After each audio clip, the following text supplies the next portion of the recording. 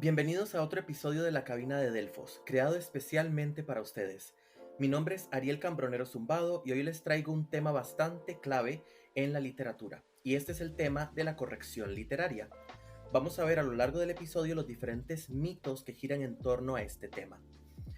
Para adentrarnos aún más en este tópico, tenemos a una gran invitada. Les hablo de María Benavides González. Ella estudió Filología Española y Lingüística en la UCR, la Universidad de Costa Rica. Se ha formado en Lexicografía Hispánica en la RAE y en Edición y Corrección de Textos en Cálamo y CRAN, la UCR y USAL Argentina. Además, actualmente trabaja en la UNED ya hace más de 10 años como productora y correctora académica. Pertenece a la Asociación Costarricense de Filólogos, ACFIL, y a la UNICO, la Unión de Correctores de España. Bueno, María, bienvenida. Muchas gracias por haber venido a este episodio. ¿Qué tal va todo por allá? Muchas gracias a usted, Ariel, por la invitación. Creo que es un tema importantísimo, más porque yo me identifico profesionalmente más como correctora que otra cosa, entonces hay que aprovechar estos espacios definitivamente para poder conversar de lo que uno hace. Entonces, muchas gracias por la invitación. Con mucho gusto. Y bueno, voy a rescatar unas palabras clave y es justamente hay que aprovechar ese tipo de espacios para difundir algo que lamentablemente no tiene tanta difusión como es la corrección literaria, que especialmente en las zonas de Latinoamérica tiende a verse hasta algo como accesorio, cuando es algo bastante clave en la producción de un texto, no solo literario, sino también de cualquier otro tipo. Claro.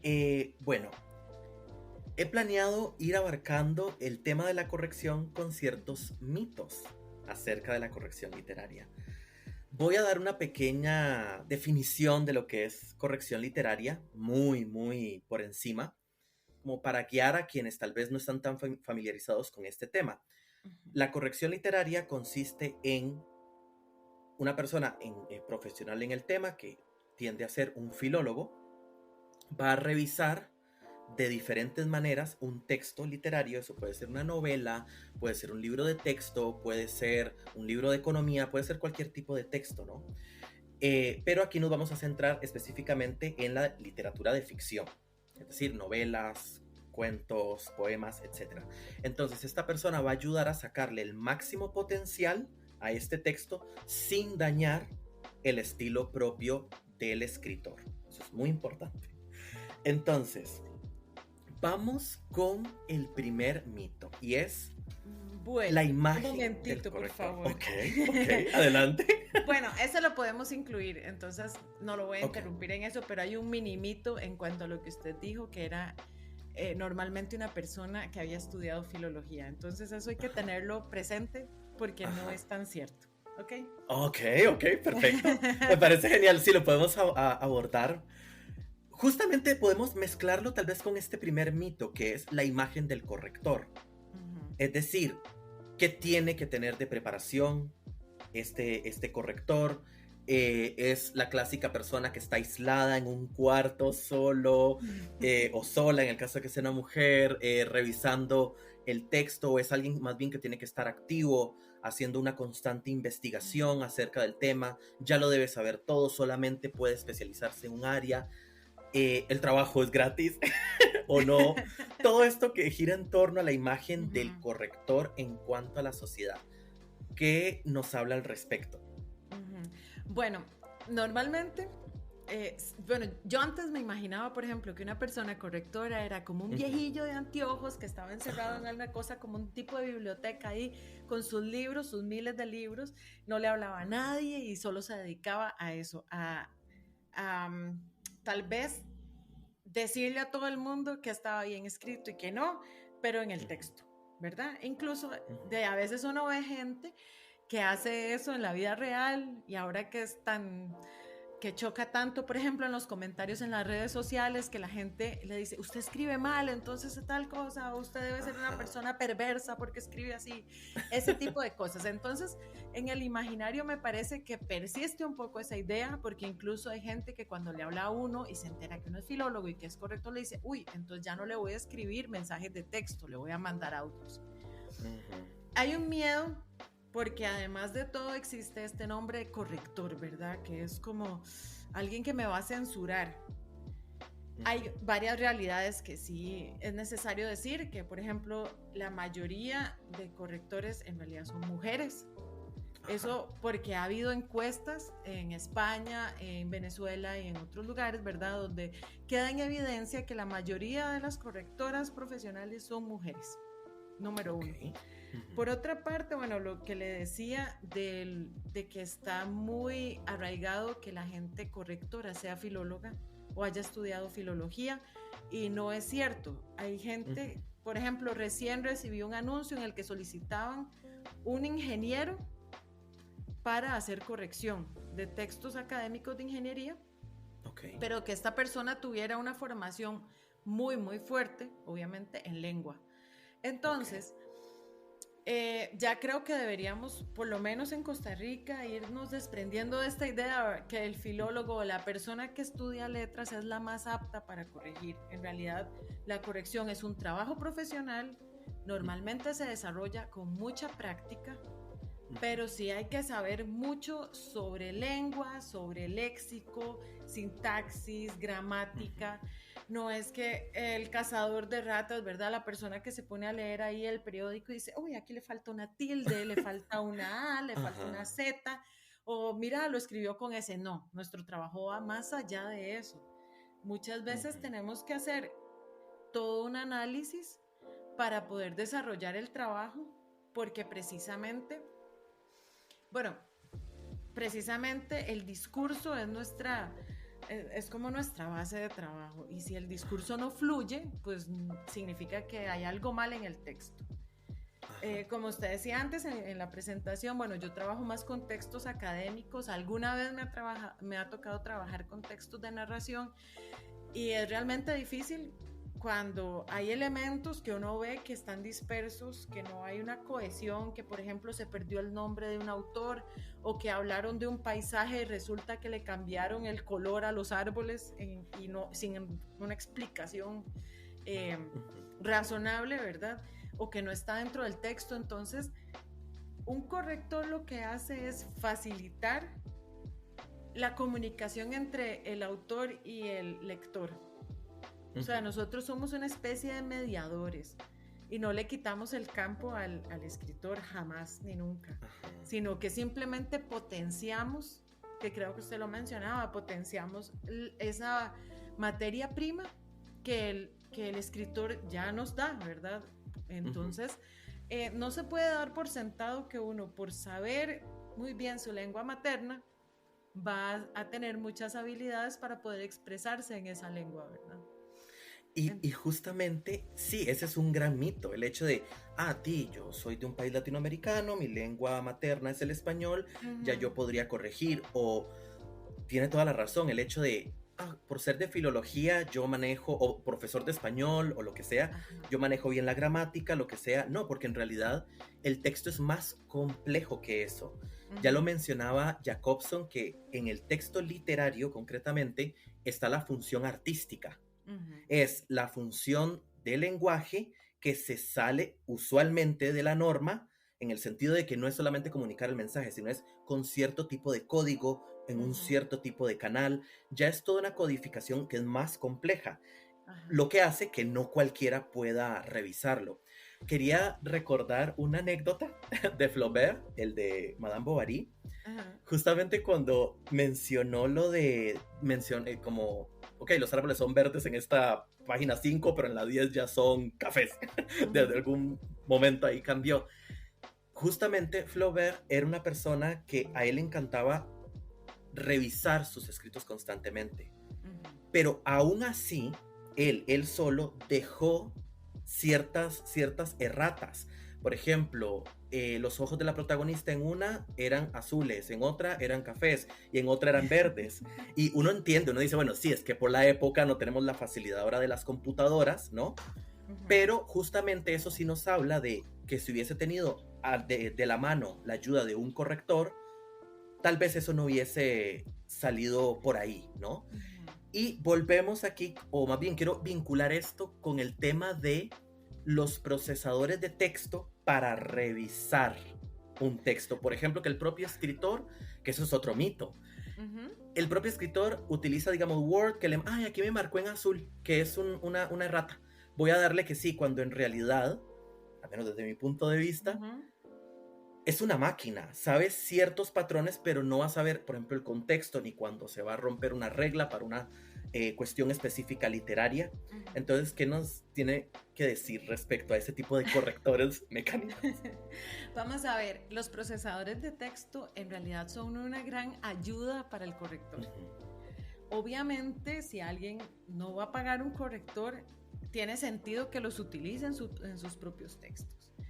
Pero hay una cuestión que es precisamente la toma de decisiones. Los correctores a veces, cuando no trabajamos como un manual, por ejemplo, hay editoriales que nos dicen, bueno, usted va a usar siempre en mayúscula tales palabras, o va a usar siempre va a poner coma después de esta palabra, por alguna regla de la editorial.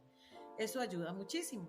Pero a veces los correctores trabajamos sin un manual de estilo, entonces tenemos que ir creando sobre la marcha nuestro propio manual. ¿Qué pasa?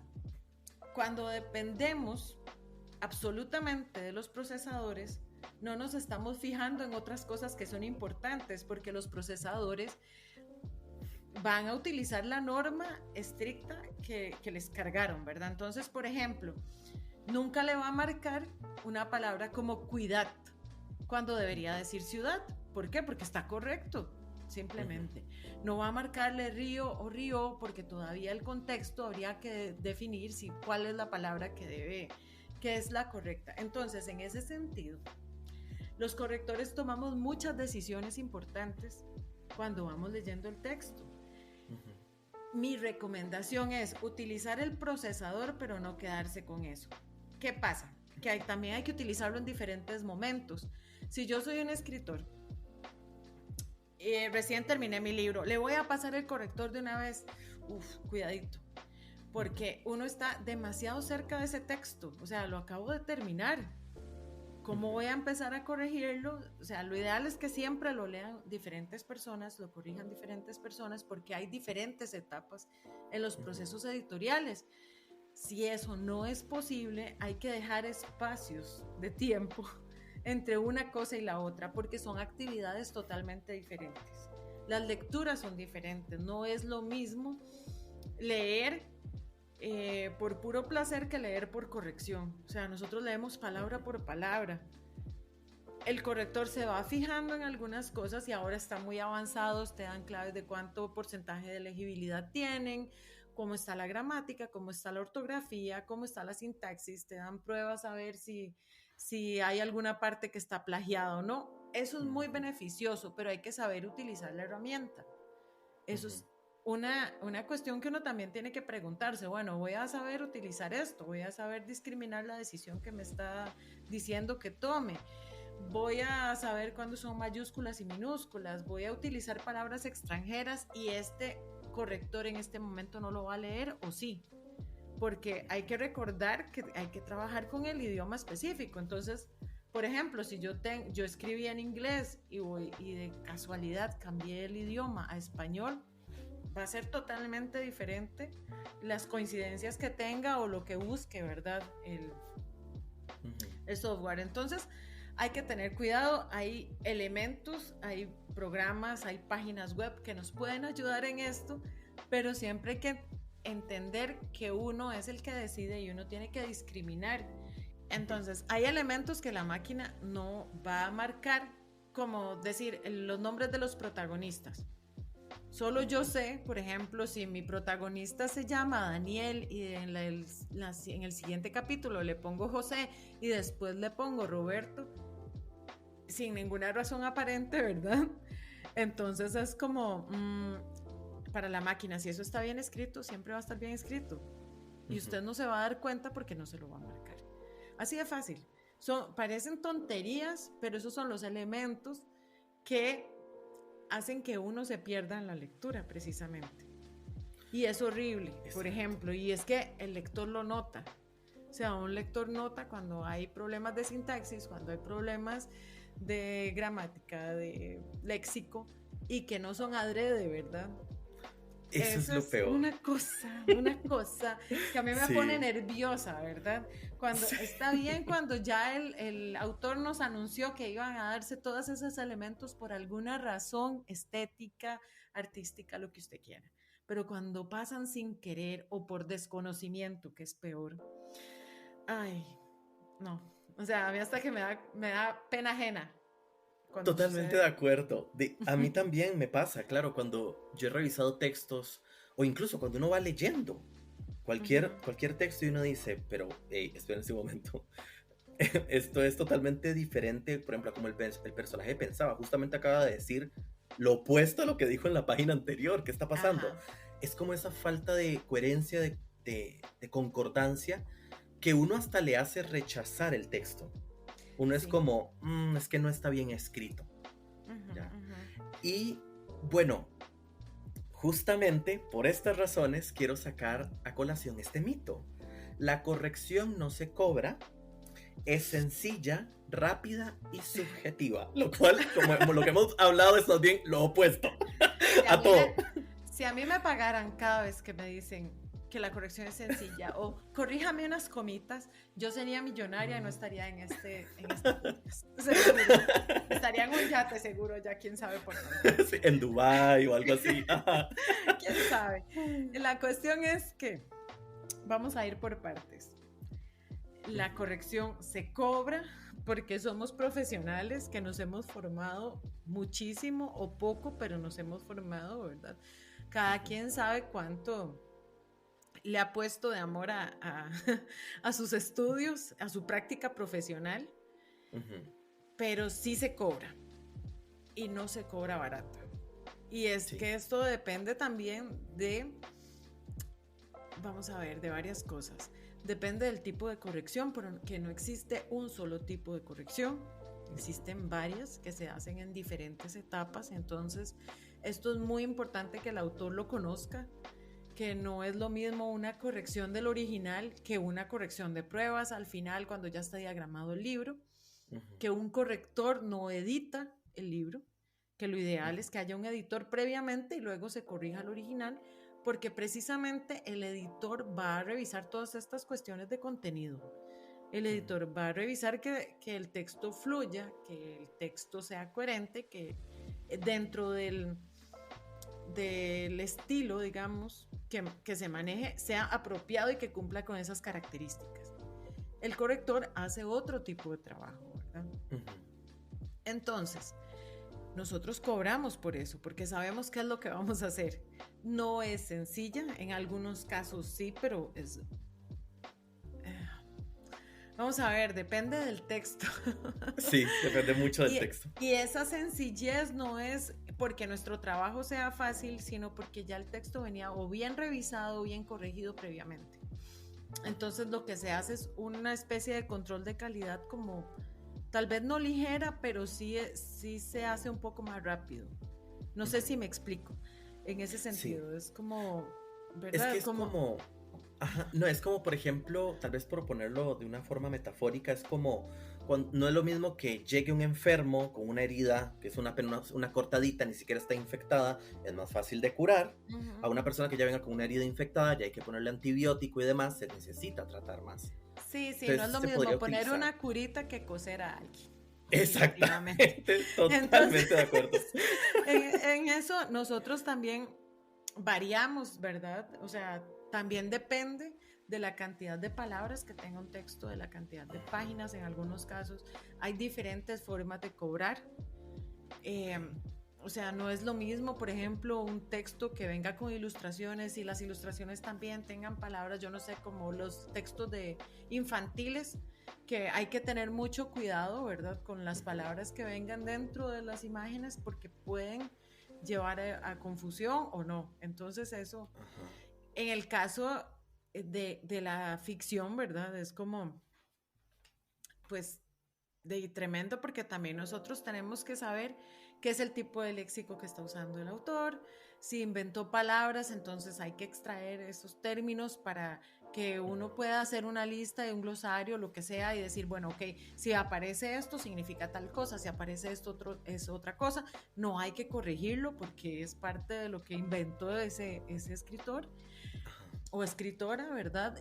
Entonces, vamos a ver, no es rápido hacer este trabajo, porque si uno le dedica el tiempo que es, pues, o sea, la velocidad no es determinante.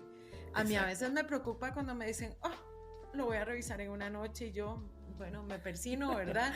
Porque hay cosas que no se pueden revisar en una noche. No es lo mismo un comunicado de prensa que un texto narrativo, jamás. Exactamente, distan mucho. Hay que ver el tipo de texto. Y también, ahora que mencionó lo de la corrección de pruebas, justamente prácticamente en todas las editoriales se maneja que sea un corrector para el texto como tal, luego el editor lo ve, ya hace diagrama y demás, y hay otro corrector, o sea, no es el mismo, es otro el que hace las pruebas, justamente porque el primero puede estar ya contaminado del texto, y el chiste es hacerlo lo más limpio posible. Y justamente... Déjame hacer una aclaración ahí, porque también en la corrección de pruebas ya tenemos la mano de un diseñador, precisamente. Entonces a veces hay cambios que son que hubo un dedazo o que hubo una página que faltó. Entonces es muy recomendable que haya unos ojos frescos de un corrector de pruebas, porque tiene que ver el color, tiene que ver los títulos, tiene que ver otros elementos gráficos y comprobar que realmente correspondan a lo que ya se corrigió antes y a lo que se solicitó. Entonces son muchos elementos los que hay que ver. Y quería, antes de pasar al siguiente mito, hablar sobre la corrección subjetiva. Eso no existe, ¿ok? Sí existe, pero no existe, en el sentido de que no es que vos agarras un texto y dices, ay, qué lindo me parece esto, suena súper divino, voy a dejarlo así, esta coma se la voy a dejar ahí, aunque esté separando al sujeto y al verbo. No, nosotros no hacemos eso. O sea, hay una corrección totalmente consciente, normada, dependiendo de la lengua que se utilice y dependiendo de hasta dónde necesita el autor esa corrección, ¿verdad? Que se hace por niveles. Entonces no puede ser subjetiva, porque obviamente cada uno tiene un conocimiento diferente, tiene una aplicación diferente del idioma, y yo no puedo corregir, por ejemplo, según mis criterios léxicos, una novela que sea colombiana, porque necesito saber cuál es el idioma que está utilizando, o sea, cuál tipo de léxico está utilizando esa novela, y si está utilizando un registro, qué sé yo, de una zona caribeña, no sé, qué sé yo, que sea costeña, digamos. Costeña, lo que sea, y yo no tengo ni idea, es una irresponsabilidad que yo lo haga, porque lo voy a hacer mal, voy a corregir palabras que están bien probablemente. Entonces, no puede ser subjetivo, porque todo lo que hacemos tiene que estar en alguna parte. Nosotros no le damos al autor, no le justificamos cada uno de los cambios, pero sí debemos saber de dónde vienen esos cambios y por qué los estamos haciendo, ¿verdad? Porque a veces se sobrecorrigen los textos, y es ahí a donde los autores, con mucha razón, les da miedo que se los toquen.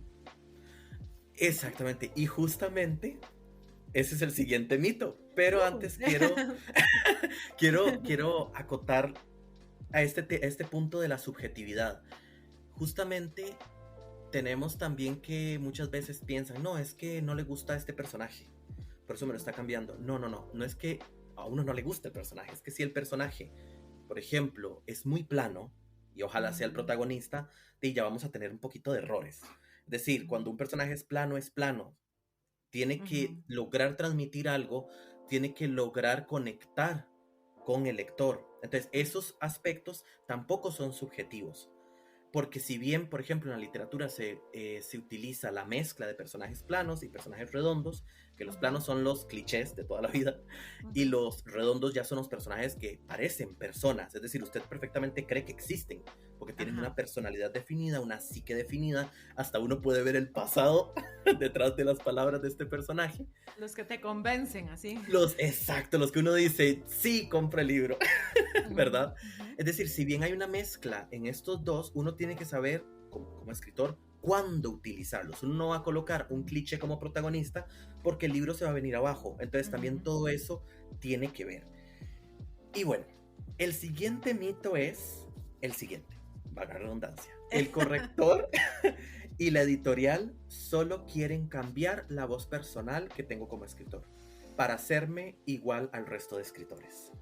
O sea, somos villanos de la nada, la editorial es villana, los correctores son villanos. ¿Qué sucede ahí? Bueno, ahí suceden muchas cosas. Okay. Sí le voy a decir, de mi parte, como correctora que soy, Okay. sí, me apena cuando un corrector se da la atribución de cambiarle la voz al autor. Eso no se hace jamás ni nunca. Ya lo comentamos un poco al principio. Uno lo que hace es potenciar ese material base que le dan. No puede cambiar la voz del autor. Eso es deber de la editorial, porque bueno, o sea, según los procesos, si usted manda un original a una editorial, la editorial acepta su texto y probablemente le va a hacer muchos cambios porque el libro es un producto comercial. Ellos tienen que venderlo. Y si su libro no se ajusta tanto a la línea que tiene la editorial, pues ellos buscarán la forma de editarlo. Eso en los mejores casos. ¿Qué sucede? Nosotros estamos en un ambiente en el que también se puede pagar por publicar el libro. Y probablemente uno no pague por edición, sino que simplemente lo dejan tal cual está, quizá lo manden a corrección y lo imprimen como usted lo dio. Y eso es todo un problema. Lo lógico sería que alguien edite ese libro, que alguien lea ese libro, vea todos los elementos que son necesarios para decidir, si este libro me gusta, no me gusta, este libro se puede vender o no por estas características, que normalmente van a ser eso, comerciales, ¿verdad? Marketing y todo eso es como, ok, qué pereza tener un libro para tenerlo guardado para que no se vean los estantes o no se pueda poner en un catálogo en línea. Eso sería lo más ilógico. Pero bueno, en ese sentido, el editor sí tiene la facultad de meterle mano al texto, hacer los cambios que sean necesarios para que el texto tenga bueno, eso de que sea un producto que uno quiera leer, que uno quiera tener, ¿verdad? Sí, un producto atractivo para el público. Hay que saber, antes de enviarlo a una editorial, que puede suceder lo primero, que no lo toquen en ningún aspecto y más bien simplemente es un texto suyo, igual a todos los demás que no han sido procesados, que no han pasado por controles de calidad, o es un texto que puede ser modificado en beneficio del autor y de la editorial. ¿Ok? Porque, bueno, normalmente cuando ya van a una editorial ganan derechos de autor y todo este asunto, y lo lógico es tener ventas. Y voy a meter aquí un poquito la cuchara. Claro que sí. Justamente veíamos en el capítulo anterior del podcast que no hay que perder de vista que el libro es un producto. Es decir, se tiene que vender, no es como para ponerlo en marcarlo y decir qué lindo mi hijo literario, ¿verdad? Sino es algo que se tiene que vender, nos guste o no nos guste, si ya lo decidimos publicar, porque si nosotros no vamos a querer venderlo, mejor lo dejamos, sacamos una copia aparte solo para nosotros y la dejamos ahí. Y también realmente en este aspecto de propaganda del libro, del marketing y demás, se hace una gran labor. Por ejemplo, en los títulos, muchas de las editoriales, de las buenas editoriales, hacen toda una investigación acerca del título del libro para ver si no hay otros ya con ese título, si realmente es un título que es acorde a lo que se está hablando. Es decir, ya no solo en cuanto al contenido del libro, sino también en contenido de venta, porque si es un título, por ejemplo, muy común, ¿cómo se va a diferenciar de los demás? Van a tratar de buscar algo que sea más bien acorde al momento y que diga, mira, sí, qué título más llamativo, yo lo quiero. O que haga, por ejemplo, en el caso de textos que tienen como muchas referencias, una frase clave, hasta yo he visto textos que tienen el nombre de una pintura y ya eso enriquece demasiado el texto y hasta para las ventas funciona. Entonces es bastante importante tener en cuenta que la editorial y el corrector no somos bichatos, ¿verdad? Sino que lo que queremos justamente es eso, es ayudar el texto a sacar su máximo potencial, no solo por la venta, sino también por el mismo beneficio del escritor. Sí, metiendo como una anécdota aquí, a mí me pasó una vez en una editorial hace años que corregí un libro que en realidad es una confesión de correctora. Yo estaba ahí, Okay. empecé mi corrección, pero el libro estaba muy bueno. La verdad es que yo me lo leí primero y después lo corregí. Okay. Porque era un texto buenísimo, pero tenía un título tan extenso que parecía una tesis y yo decía, este libro va a morir por el título. Y en efecto. Y en la editorial no le cambiaron el título, no le hicieron ninguna modificación. Y dentro del texto uno podía encontrar frases que eran así como al punto, este podría ser un título, este podría ser otro, pero no me correspondía a mí en ese caso hacer una sugerencia de título, también estaba empezando un poco, o sea, como que no lo tenía tan claro y, y es una lástima porque ese libro Sí, claro. simplemente pasa a ser destruido en algún momento porque aquí llegan a bodegas, porque no se puede distribuir, porque nadie quiere leerlo. Y sí, no tenía un nombre atractivo, nadie conocía al autor, era un autor novel, pero es una cuestión esta de marketing, de ver la responsabilidad de la editorial y de editores formados en ese ámbito, ¿verdad? Digamos, como ahí, como un poco más de marketing, no sé, para poder darle esa imagen al libro y que uno pueda en realidad decir, uy, no tengo idea de qué pueda tratar, pero la portada y el título se ven tan bien que voy a comprarlo. Porque no podemos olvidar que hay un montón de aspectos que son de puro atractivo, así como, ok, por fuera. O sea, estás guapísimo por fuera, entonces te voy a llevar a mi casa. Algo así, ¿verdad? Y no podemos olvidar toda la relación gráfica y textual. Entonces, o sea, es imposible, no se pueden separar. Y esto es lo que pasa a veces, creo, bueno, en Costa Rica sucede bastante. Uno lo nota en las ferias de los libros. Hay libros que podrían ser maravillosos, pero simplemente su título ya deja de ser, o sea, uno le pierde el interés con solo ver el título.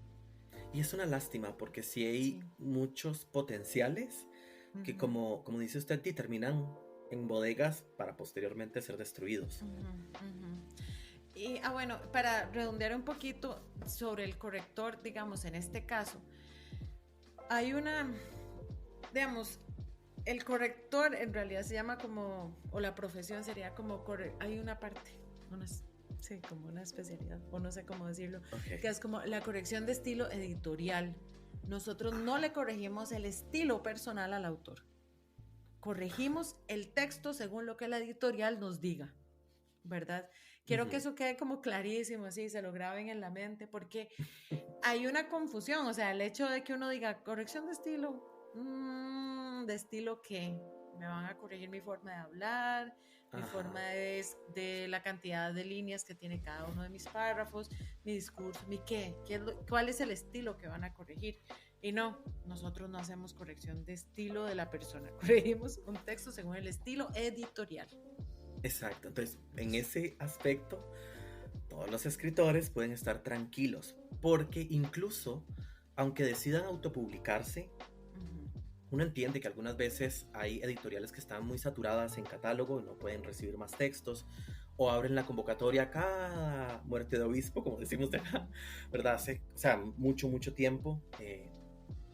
Está la opción de autopublicarse, pero justamente podemos hacer esta reflexión. Somos escritores, queremos lo mejor para nuestros textos. Ya que vamos a autopublicar, pagar por una ilustración, pagar por todo lo que tenga que ver con maquetación y demás, eso sería lo ideal para realmente dar un producto de calidad, porque no solamente es el contenido. O sea, aquí va a sonar tal vez un poquito fuerte lo que voy a decir, pero aquí no es que lo bonito se lleva por dentro. O sea, sí, pero también lo de afuera influye mucho en que la persona se enganche, como decía María ahora. Entonces, ya que se va a hacer una inversión, ¿por qué no conseguir un buen corrector para que se haga esa labor y que el texto quede lo mejor pulido posible? También hay una modalidad que se llama acompañamiento editorial, así se le llama, que es el corrector usualmente es el que, esto en el caso de cuando es autopublicación normalmente suele ser una sola persona. En una editorial tiende a ser más grande porque también ven los aspectos de ilustración, ven todas esas otras cuestiones. Pero desde el punto de vista de la autopublicación, este acompañamiento editorial va junto con el corrector a ver, incluso se pueden sentar a leer los dos el texto Y es decir, no, es que yo, mira, quise decir esto, entonces el corrector puede decir, ok, es que, por ejemplo, se escucha confuso o ambiguo, no se está transmitiendo lo que estás queriendo decir. Ujú. Entonces, todo este tipo de labores existe.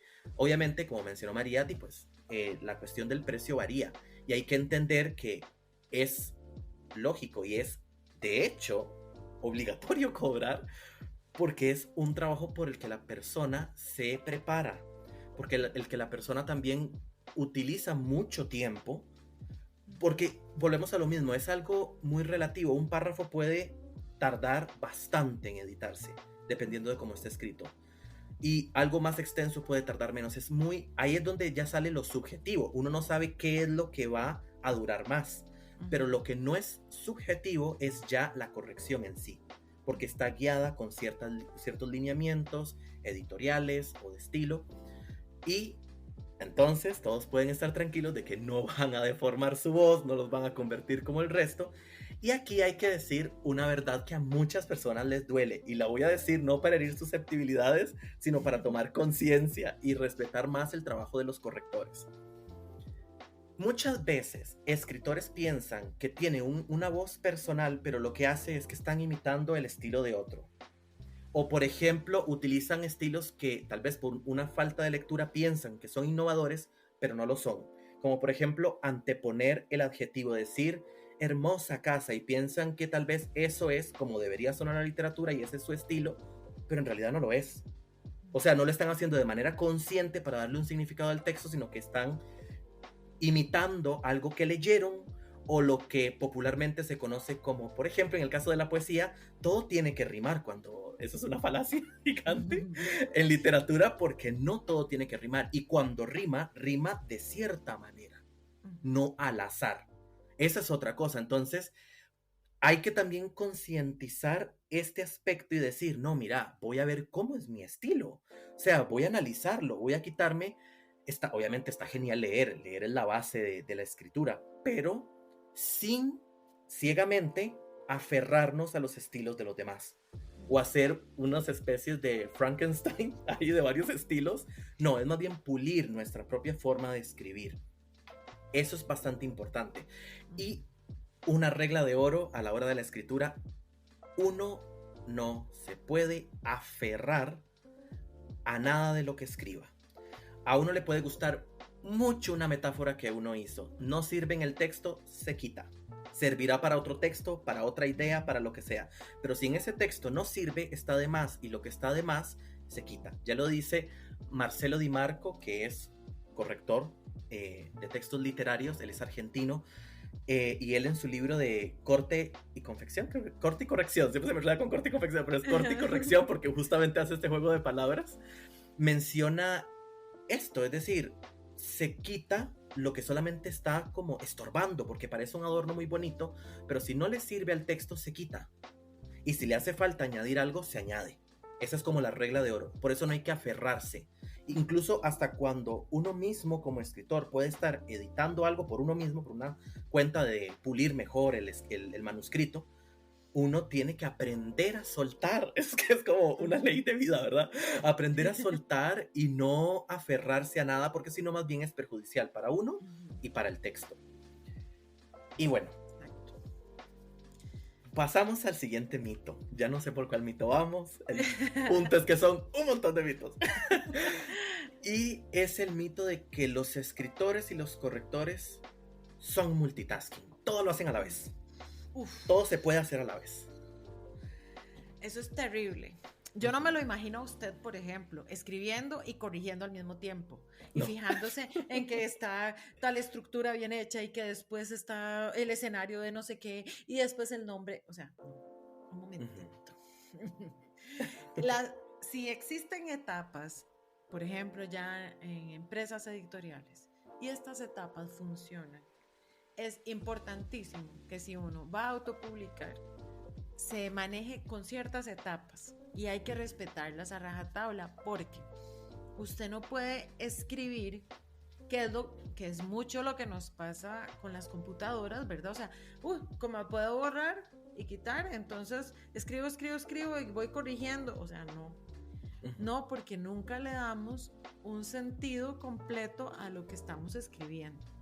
Casi, voy a decir una barbaridad aquí, pero casi es mejor escribir primero en lápiz, con lápiz y papel, y luego pasarlo a la computadora, que escribir solo en la computadora si uno no tiene un sistema ya hecho. ¿Por qué? Porque en la compu, yo lo que he notado, ¿verdad? En gente como que empieza a escribir y que quiere que uno lea y todo, es que hay demasiadas ideas sueltas que no logran conectarse con lo siguiente, precisamente porque no hay un proceso de reflexión, sino solo de soltar lo que usted quería escribir, lo cual está muy bien, pero hay un proceso. O sea, si usted va a escribir un cuento, va a escribir una poesía, va a escribir una obra de teatro, tiene que tener una estructura y un sistema para poder hacerlo. Porque, bueno, yo no sé, a mí esto de la escritura así nada más que fluya, pues no me parece tan atractivo, ¿verdad? Habrá gente que sí. Y leerlo a veces es muy complicado. Y uno justamente no sabe exactamente cómo debe interpretarlo. Ya lo digo, es una cuestión muy personal, no critico a los que ya publican así, lo hacen así, su cuestión, pero en lo personal, a mí a veces me resulta complejo ese sistema. Y sí creo que uno debe tener como esos elementos bien claros, esas etapas bien claras de decir, bueno, ok, este es mi proceso de escritura. Escribo. Luego de escribir, voy a releer lo que escribí para ver qué tengo que cortar o qué tengo que sumar.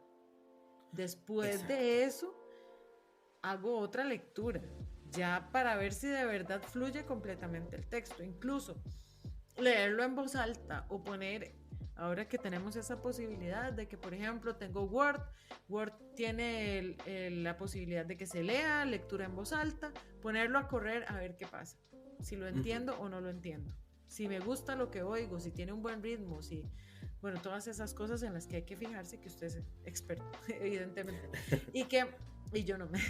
Y ya luego se corrige. Porque no podemos saltarnos el proceso de edición, ese corte y ese añadir y ese acomodar, ¿verdad? Que hay antes de la corrección. Y justamente quiero rescatar una cosa que usted menciona al inicio, darle tiempo a la revisión. Es decir, no es como que ya terminé de escribir, entonces ahora ya lo voy a pasar a la compu y entonces ya después voy a empezar a revisarlo y entonces voy a hacer todo. O sea, como que si fuera una carrera de vida o muerte. No, o sea, no precisa. Más bien, mientras más tiempo le dé uno, más reposa el texto, uno se separa más y después al volver al texto ya uno tiene más claridad. Decir, mira, yo lo quería decir de esta manera y como que no se dio así, ¿verdad? Sí, hay una cuestión, ¿verdad? Que nosotros siempre estamos a la carrera. En las cuestiones editoriales siempre todo se necesita para ayer. Las correcciones se necesitan para ayer, la corrección de pruebas para ayer, todo. Pero cada cosa tiene su tiempo, entonces eso sí hay que preverlo. Por ejemplo, si usted está participando en un concurso y tiene 1 mes y medio para escribir un texto, usted tiene que prever cuáles etapas a cuáles etapas va a llegar y a cuáles no, cuáles va a obviar. Pero entonces tiene que hacer una especie de planificación, porque esto, voy a decirlo igual que usted, pésele a quien le pese, el trabajo de la escritura no es por inspiración. O sea, no es que llegó la musa, yo escribí todo y me quedó perfecto. No, el trabajo de escritura es un trabajo precisamente. Y el trabajo de corrección es un trabajo también y requiere su tiempo. Se puede hacer más o menos rápido, pero esto también va a implicar unas calidades diferentes. Y en definitiva, cuando una sola persona hace todo, hay muchos más errores. Eso ya está comprobado, porque nosotros no podemos a veces disociar un trabajo de otro. Y en realidad cuesta bastante. O sea, yo no sé, digamos, uno como lee para corregir, no lee la literatura para hacer un informe de lectura. Son totalmente dos lecturas diferentes. Exacto. Pero eso uno lo aprende con la práctica. La cuestión es que si yo tengo que escribir, luego editar, luego corregir, Luego diagramar, porque habrá quien haga su propia diagramación o utilice plantillas de estas que ya están hechas y las venden, listo.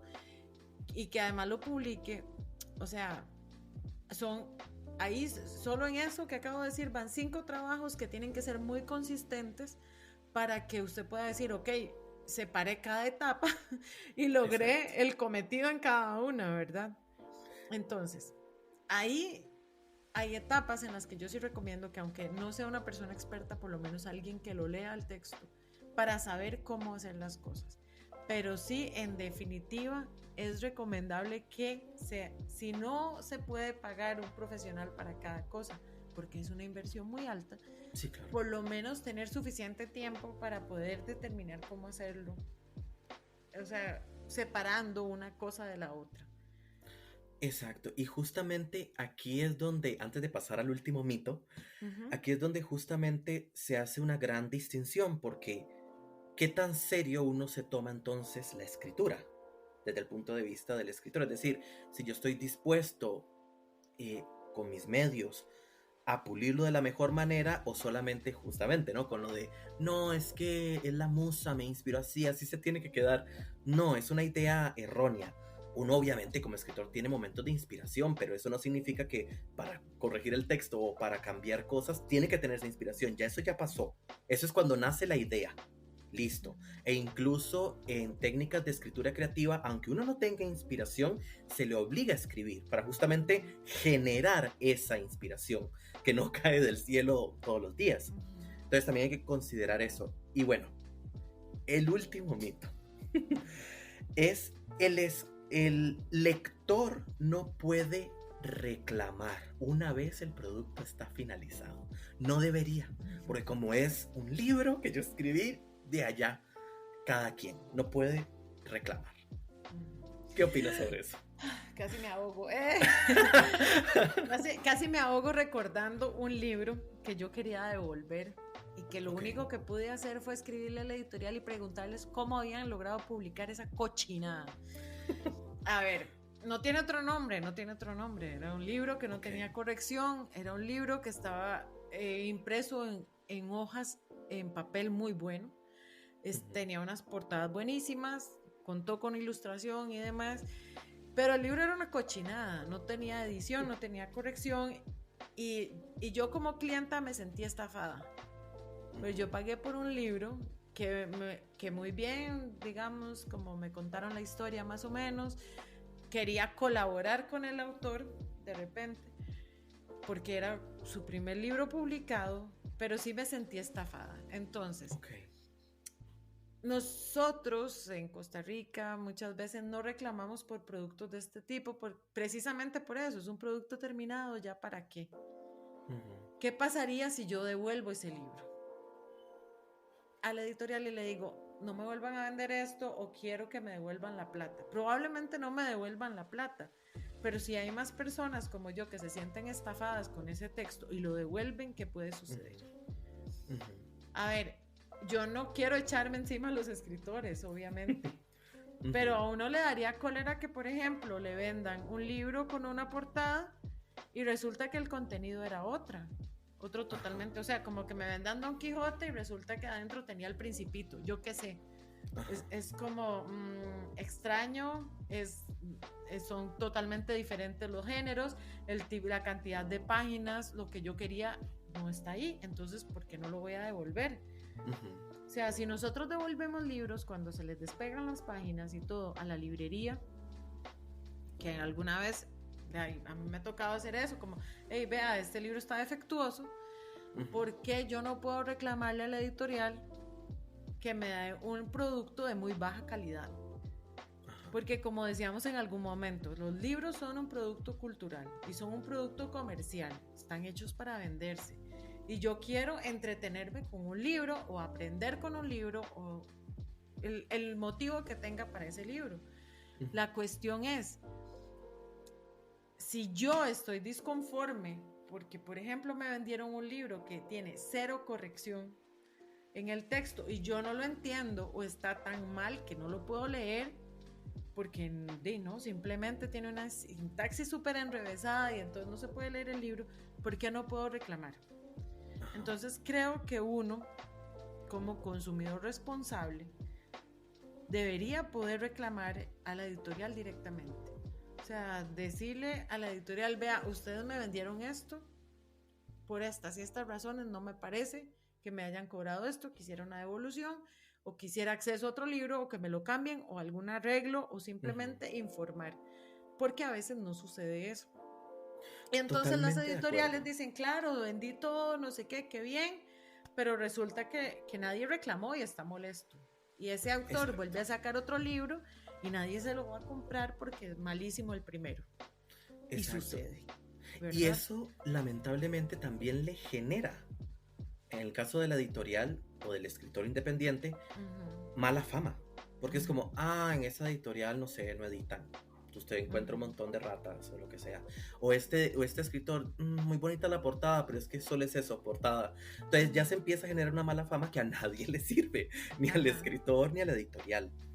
Hay otra Y, cuestión, por ejemplo, perdón que te interrumpa, pero es que me tranqui, acabo de acordar que hay libros que son muy buenos, que tienen un gran potencial, que de verdad las historias son buenas, pero les falta corrección o que la portada exacto. sea más bonita, porque uno no puede decirle a la editorial, vea, es que le faltó esto.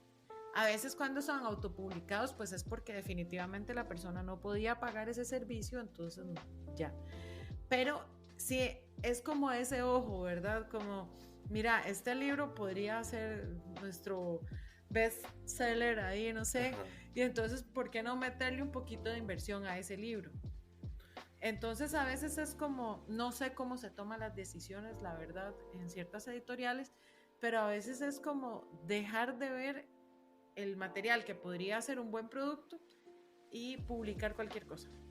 Entonces, Exactamente. yo sí creo que uno podría reclamar, que uno podría decir que qué tipo de cosas están mal, aunque usted ya haya perdido la plata, pero sí es como ese derecho del consumidor de por lo menos solicitar un cierto grado de calidad, ¿verdad? O al menos Exacto. que le den un aviso. Este documento no se corrigió porque el autor no pagó de tal cosa, o no sé, tiene que haber como una declaración de intenciones ahí de Ajá. por qué uno está recibiendo ese producto con cierta calidad. También no es lo mismo pagar un libro de 500 pesos que uno de 20,000, Ajá. que uno esperaría que estén mejor, ¿verdad? O sea, que las erratas que uno se encuentre sean dedazos No y una no constante en problemas, todo el texto. ajá, Ajá. y no falta de edición u otras cosas, ¿verdad? Entonces, ahí hay niveles de niveles. Uh-huh. De hecho, en cuanto a esto, sí, hay varios países que justamente tienen este método de devolución. Lástima que aquí, di no, ¿verdad? Por el momento. Y antes de pasar al cierre, quiero hacer también mención de, porque nosotros mencionamos que, ok, no basta solamente con una buena ortografía, no basta solamente con tales características para corregir. Hay que tener cuidado porque lamentablemente lo he visto con muchos textos y hay textos, justamente como mencionaba María ahora, tienen potencial, pero porque se los dan a este tipo de personas que voy a mencionar, ya no se les expande ese potencial, sino que más bien queda contenido por el Uh-huh. tipo de formación de estas personas y demás. Y estoy hablando de booktubers o bookstagrammers, todo este tipo de personas que solamente porque les gusta leer, ojo, solo les gusta leer y tras de eso no tienen una discriminación en la lectura, eso es muy importante, o sea, el leer de todo no implica que se tenga una especialidad, es solamente a mí me gusta leer, ¿ya? Entonces, que solamente por leer se les envía o se les pide, incluso hasta se les paga por leer el texto para una corrección, o ni siquiera para una corrección, sino un informe de lectura, por ejemplo, pero ahí es donde el escritor tiene que ponerse a pensar. Si yo veo que esta persona, porque es que lamentablemente yo me he topado con estos casos y Uh-huh. es de Casos salir de la vida corriendo, real. casos de la vida real. Uh-huh. Yo me he topado con varias cuentas de bookstagrammers, de booktubers, que las reseñas que hacen escritas tienen infinidad de faltas de ortografía. También la reseña en sí no es una reseña de peso, es no me gustó el libro, le voy a poner solo 2 estrellas porque no me gusta que fuera de terror. O no me gusta que Juanita terminara con Pedrito, yo quería que terminara con Luisito. O sea, son criterios muy banales, que no tienen nada que ver con la calidad de un texto. El que un texto utilice una estética o que un texto, no sé, tenga X final, mientras que sea coherente ese final con lo que viene trayendo el libro, no tiene por qué criticarse de esa manera y juzgar a partir de ahí la calidad de un libro. Eso es muy importante porque muchos escritores recurren a este tipo de personas sin ver realmente el trabajo que hacen, y eso es muy importante. Entonces, para que no se vayan de pollos, como decimos aquí en Costa Rica, y les den el escrito a cualquiera, porque no cualquiera aplica. Ya, eso si nosotros queremos realmente sacar lo mejor del texto. Entonces, a tener en consideración así como la red flag mayor por antonomasia. Y bueno, ya para terminar, bueno, primero que nada, muchísimas gracias, María. Realmente ha sido un episodio que he disfrutado bastante. Hemos abarcado diferentes temas. Y para cerrar, me gustaría que nos diera 3 recomendaciones de libros de cualquier tema, de cualquier cosa, lo que sea. Ok. Vamos a ver, el primero, que espero que Ariel ponga el enlace para descarga porque es gratuito. Ok. Se llama La mano invisible y es un libro que escribió Antonio Martín Fernández y es precisamente sobre corrección.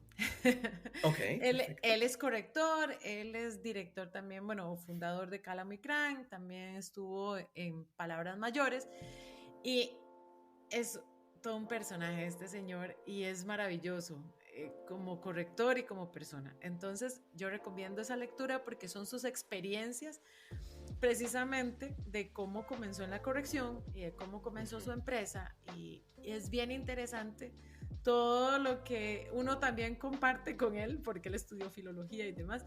Es español, no sé si ya lo dije, pero es un libro que a mí me gustó mucho y la verdad es que aprecié la sinceridad con que Antonio Martín llega y cuenta todo su recorrido, ¿verdad? Como corrector. Ok.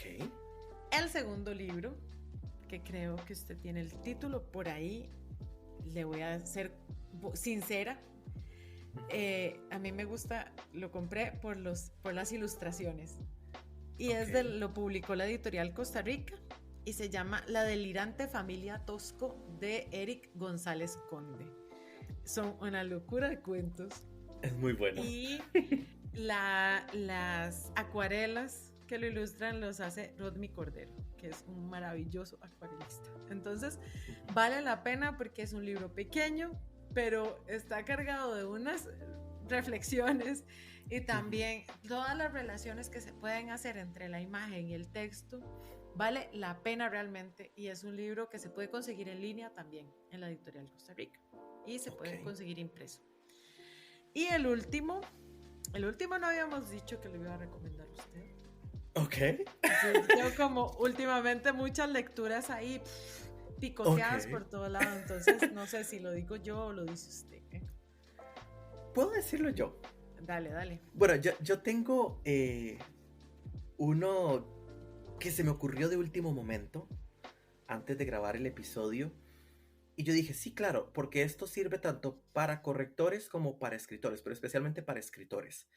Es de Antoine Albalá. Él es francés, ya muerto, lamentablemente, ¿verdad? Y el texto se llama El arte de escribir y la formación del estilo.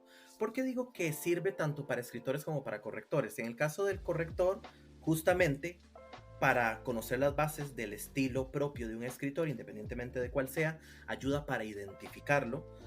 Y en el caso del escritor, bueno, el mismo título ya lo dice, ¿no? El arte de escribir. Es cómo formar nuestro propio sello de escritor, nuestra propia voz escritora. Entonces es un libro súper recomendado, que de hecho, si no me equivoco, se puede conseguir en digital de manera gratuita.